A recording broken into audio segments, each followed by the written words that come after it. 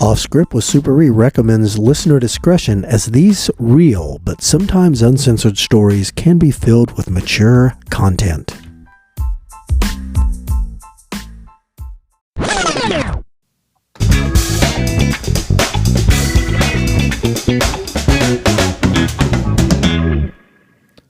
Hey everybody, it's A-Train, and this is Off Script with Super E, and I am talking with the star of the show, Super E. What's up, A-Train? How's it going? Everything is going just great. That's good. How's your world? Well, a lot of people ask me about massage parlors, and people see them. They're like some sort of massage emporium thing, and actually, it's basically a front for prostitution. Right. And you got all kinds of them, and there's some of them that what happens is when people come over from like China or someplace like that,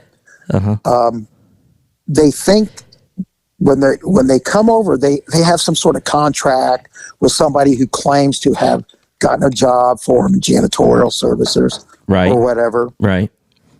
So they think, okay, and they get over here, and then they immediately owe this person, let's say $20,000. Okay. You owe us $20,000, and you're not doing janitorial services. You're working in this place, massage parlor, and you got to give fat, sweaty guys hand jobs. And they've got no choice. Right. Because back home, their families' lives are in danger. And this is an issue from China. And what you're talking about, so, back in the 90s, it didn't have a name necessarily, but you're talking about human trafficking. Yes, human trafficking. Yeah. It's where these girls are offender victims. They didn't set out to,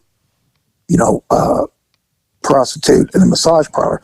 They're basically forced, and they've got no choice. Right. And most of them got no choice because they don't have money. They're in survival mode. Right. And that's why most of the girls do it. But these girls, they're here in a new country. They really don't know the language. They don't know anybody, don't have any family. And they're told, this is what you're going to do or else, because they house them and they feed them. Yes. And if they try to take off, they've got nowhere to go. They can't speak the language. And if they go to the police, they're afraid their family are going to get retribution. Yes. So, but we unfortunately have tons of these massage parlors. The community and the residents, they get up in arms about them. And so we have to go in and investigate them. And you have to deal with the language barriers and all that. But you got to get the correct probable cause for these arrests and everything. Right. And so they're hard to do, but I've had a couple of situations where they ended up kind of crazy, and I'm not making light of it, but it's just crazy shit happens in every kind of thing that we do. And I just remembered a couple of them, like one smaller jurisdiction just west of our city. They had a massage parlor open up basically in a residential area. It was like, at one time, it was like a doctor's office. Okay. And then, or something like that. And then it became some sort of massage thing. It says massage on it. And they were screaming that, hey, this is prostitution. Men are going in and out. And so the small town department, I don't want to call them small town department, this smaller department, they asked for my help because, that's something they didn't deal with every day. So they didn't have anybody experiencing that. Right. And they basically generally don't have undercover officers. Right. So I go over there and I said, sure, they're all nice guys. I like them. So I went in to help them. And I go in there and they give me a briefing on it. And they said, here's what we need you to do. I go, what's that? Well, we want you to get the prop. And the prop is the proposition for a sex act like like, you know, they masturbate guys or perform cunnilingus in exchange for money. Not cunnilingus. Fellatio. Yeah, fellatio. I mean, I guess they could if they brought another girl in there, but yeah, they could. Yes. So then, but here's what they told me. They go, what we need you to do is, we need you to go in there, and when she starts, we need you to get an agreement, but she has to do an overt act. Okay. Because, you know, of the language barrier. Uh-huh. And so I'm like... So they're asking you to let her touch it. Yes. They call it... They were calling it a tugging. So she's got to get her mitts on it and do a 1-2 jackaroo. Uh-huh. And then I'm supposed to come up with some... plausible explanation for, I have to get up and go now. Oh, please stop. I have a cramp. Yeah. My hammy's on fire. And I'm like, okay. They go, our prosecutor says they want to show a pattern. Okay. And so the next time you go in, I was like, okay. And then we'll go in and get her. Uh-huh. I'm like, okay. So I go in there, and it was a woman from China, and she had limited English, because I'm talking to her, and she's kind of, she gets me on the table, and then you get comfortable. So basically they make you take off all your clothes, and they throw a sheet on you. Okay. And they're walking around, and they're like kind of, rubbing your foot, and then they rub your fingers and your hands, and you're like, can you just hurry up and get to the jackpot? You're like, oh my God. Then they kind of like rub your ears, and they rub your back, and then it's like, oop, I accidentally, the sheet fell off. Then they have you roll over, and then they're like rubbing on your forehead, so it's like you're looking real pensive, like, oh. and then they walk up and down, and then they accidentally, oops, I flicked your wiener, and you're like, so what they're doing? They're testing the waters there. And you're like, hurry up, get the pay dirt. Because, you get kind of impatient. Well, yeah. And so, anyway, so then she finally, she kind of touched it, and then she looked at it, and I said, yes. I said, $40? And she shook her head, yes. And then she reached down and grabbed it and did the King Arthur. She's pulling the sword out of the stone.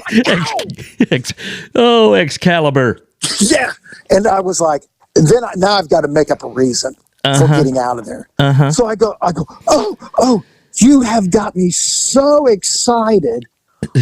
I want to go home and have sex with my girlfriend. Okay. She's looking at me kind of like, what? Confused. She's like, what? And, and then you think, if you talk real slow and louder, they're going to understand it. And I'm like, my girlfriend, I want her because you got me so horny. And she's like, okay. She's like, okay. So I get up. You go, girlfriend. You horny. I said, yes, excited. You made me passionate. Thank you. And I could tell she's like, well, okay, something's not right here, but I'm going to go with it. So I leave there, and I go back, and I tell them, I go, okay, man, she ain't buying this shit. And they go, oh, you did great. Hey, can you go back in 2 days? And I'm like, okay, I'll go back in 2 days. But this is it, right? And they go, yes, get the tug. And then you guys, I'm going to give the thing, because I have like a transmitting device hidden in my clothes. Okay. And then, because then you take your clothes off. Right. You throw it in a pile, but they can still hear you. Well, I'm glad you said it was hidden in your clothes and not somewhere else. It was not hidden anywhere else. Well, you'd have to get real close to talk into it. Hello. It had an echo to it. Yeah, exactly. And a funk. But so anyway, I go in the second time, and she kind of recognized me because, my appearance. She kind of recognized me. She goes, oh, boyfriend. Yes, boyfriend. I go, yeah. And so she gets me on there, gets me comfortable, throws a sheet on me. She goes, I remember you got excited. And then you went to your girlfriend. I said, yeah, that's me. She goes, oh, you're such a good boyfriend. You are a good boyfriend for doing that. She rips off the sheet and jumps on me and starts trying to perform fellatio on me. Oh! And I'm like, just straight at it. Yeah, and then I had to jump off the table and go, oh no. And she starts chasing me around. You're a good boyfriend. And she's like grabbing me. And I'm like, no. I'm like, I hope there's no cameras in here. I'm running around. I'm running around clutching my pearl. Don't stop it. And she finally stops and goes, she looks at me again. Yeah. You need to go back to girl. Oh, yeah. You got me so excited again. I need to go back to my girlfriend. She goes, right. She looked at me, sneaky. Sneaky? She goes, something about you. Make me suspicious. Good time, Charlie. Suspicious. Oh, dear. Oh, fuck. And I said, well, here's your, you know what? Thank you for getting ready to perform the head on me for $40 I gave you. I'm trying to get that, for the recording. Right. But I got to go back to my girlfriend. She goes, you go back to girlfriend. Yeah, go on back.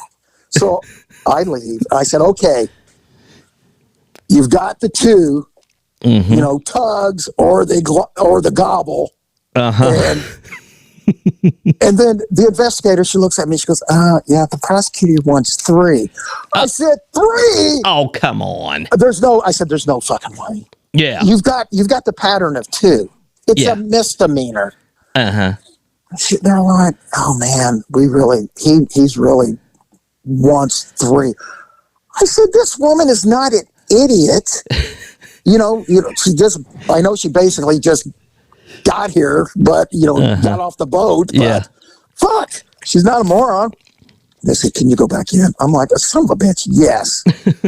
2 days later, I go there, and they said, okay, after you give the code word, we're going to come on in. Okay. I said, okay, just walk on in. Yeah, no big deal. They start vesting up and shit like they're doing a drug search warrant. Oh, gosh. I'm like, what are you guys doing? There's like about 6 or 7 of them. Oh, we're going to take them down. Or we're going to come and arrest her. I'm like, well, she's a little bitty thing. She's only like 4'9" and 102 pounds. And we're not going to take any chances. And I'm kind of glad they didn't, because I'll explain further. Okay, let's hear it. So don't change the channel out there, fans. Stay tuned, everybody. Yes. So I go back in there on the 3rd time. Okay. And I'm the only customer that comes walking through the door, and it's her, and she's looking at me. And she was looking at somewhere. She had glasses. I come walking in. I go, hey, how you doing? It's me again. And she just looks over her glasses like, yeah.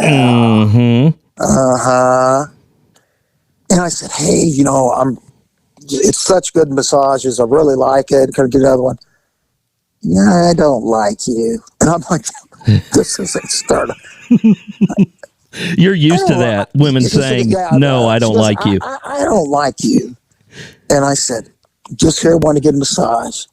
And I could tell she's thinking, she looks around, there's nobody else in there. It's not like there's a lot of traffic at that moment. So she goes, I give you one more chance. Okay. So I go in there, and she's walking around, and she's a little bit more cautious. She's like touching me with her fingertip. Might as well have been a 10-foot pole. Blink. She's walking around, not really giving me a massage. Then she goes, do you actually want... And then she did the universal of like a hand job. Do you actually want? And then she gave I said, yes, I want a hand job. She goes, okay. And then she did the universal money thing.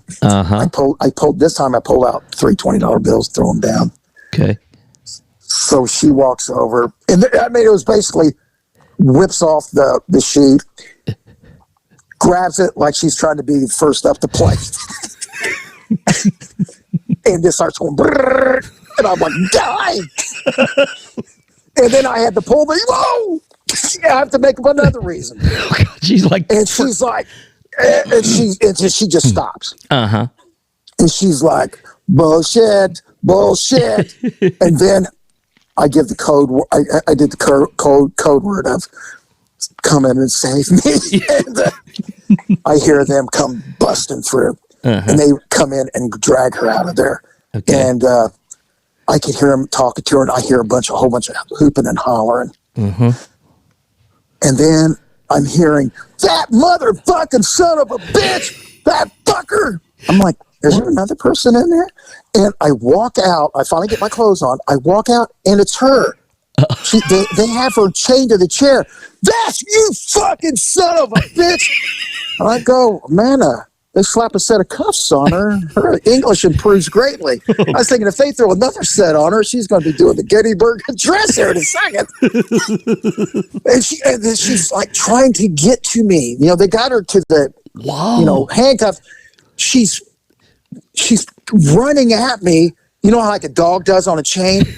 And her one free hand, she's trying to claw at me. Was she trying to get at your wiener again? Oh yeah, because she was basically waist high. Okay. She goes like, "Let me get motherfucker!" And I'm like, "Shit!" And they're like, "Aren't you glad we came in here?" I said, "Yeah." So I go out of there, and she said, "That cocksucker, son of a lying bastard."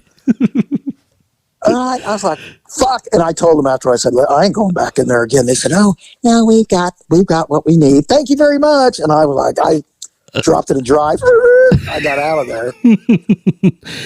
Oh my gosh. Well, go ahead. I'm just going to say there was another one in our town I had to do that was kind of like, they were a little bit more low rent. They didn't have separate rooms. They got a building that had just like one big room. Okay. So each room was separated with just a sheet. Oh, classy. Yeah. So you had 4 rooms, sheets. So you could hear I walked in there and I saw like I said, big fat sweaty guys going in there like, and I'm like, oh God. And this chick, this girl. Yes. Young lady. This young lady comes in and she starts making small talk. Do you want a good massage? Yes, I do. Do you want the good massage? Yes, I do. And I'm thinking, come on, let's just get to it so I can get it over with. Uh-huh. Well, this one, she starts giving me, a fairly decent massage.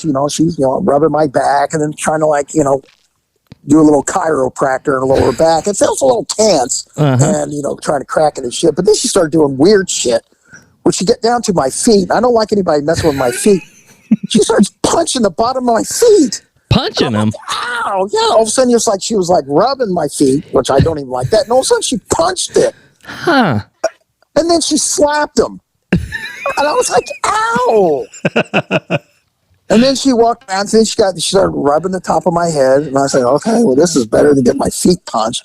And I had long hair. She kind of like started talking about my hair, and she kind of slowly pulled it out so it was pulled all the way straight out. And then she yanked on it real hard. And my whole body went forward. I thought she yanked up my hair. And she's like, you like? And I'm like, no. That hurts. Yeah, that fucking hurt. And then they had one of them little bells on the door. Uh-huh. And so I heard the door open. I heard bling, bling. And this place was called Massage and Foot Emporium. Okay. Something like that. And I heard bling, bling, and it was up in the hood. And so she goes, excuse me, I'll be right back. So she goes, and she answers whoever at the door. She goes, hello. And I heard this guy go, yeah, my name's Tony. You guys work on feet? Yes, we do. Massage, foot. Well, I don't want that. What I got is, I got real bad athlete's foot and cracked feet, dead skin. And he goes, look, let me show it. And then I guess he took off his shoe because I could hear.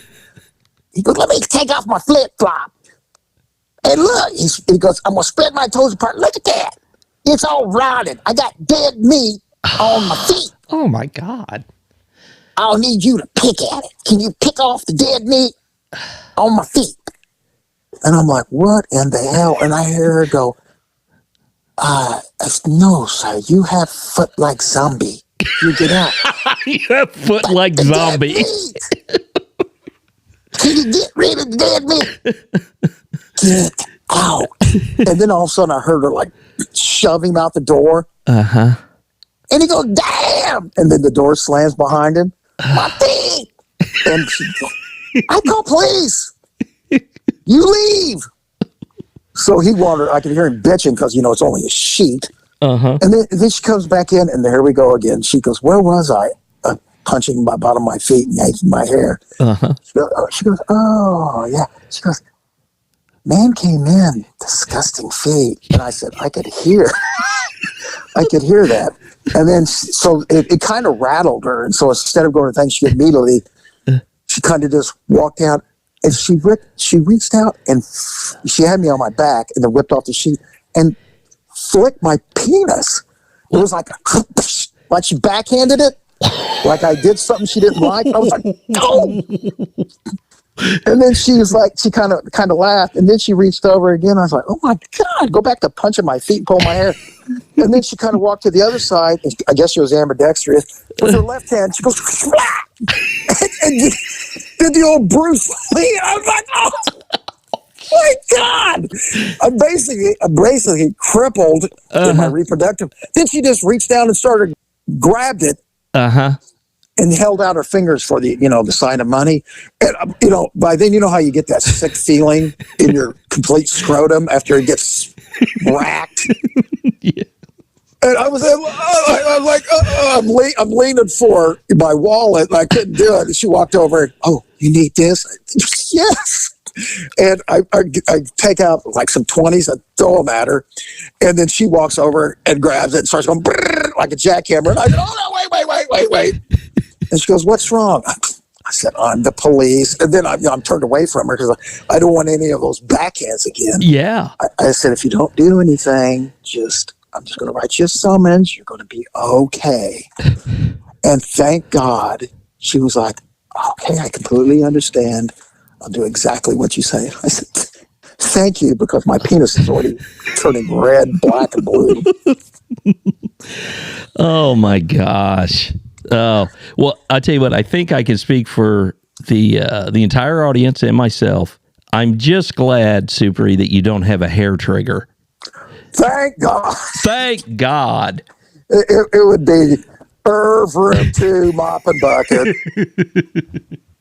Oh, and so, I mean, this, the massage parlor type thing, I mean, you did this stuff all the time, didn't you? Yeah, we had, some guys did it more than me, but we had to do it all the time because they would open up anywhere. Right. And so right. You'd have to go in there, get so many arrests, and then code enforcement would go in. Yeah. Just somehow get them shut down. And so, back in the day, yeah, that was the goal, was to, get these places shut down, especially the ones in the neighborhoods. Yep. Now, exactly. I know today, I think when they encounter places like this, they launch then, a human trafficking type investigation if they think they're bringing these ladies in, illegally or against their will or whatever to do this kind of stuff. But yeah, back in the day, the goal was, shut the business down. Yeah, shut the business down. And it wasn't about, throwing these girls in jail for the rest of their lives. It was just basically you had to give evidence that this was it was a massage. The goal was prostitution. Get it shut down. Exactly, because all these were generated from neighborhood complaints. They were right, and basically you were going after the owner. Yes, but in these situations with the girls from China, the owners would close up because it was very coordinated, and then they would just move somewhere else. Exactly. Yeah, it's extremely difficult for those kind. It is. Okay, well, that was interesting, and I'm sure a lot of our listeners, they don't have any experience in this type stuff, and they might not even realize this stuff goes on all over the city. I mean, all the time. So my God. Okay, well, I think we may have shocked our audience just enough today. So we're gonna call this one quits, and we appreciate the great tales. No problem. Okay, see y'all. Bye. Bye.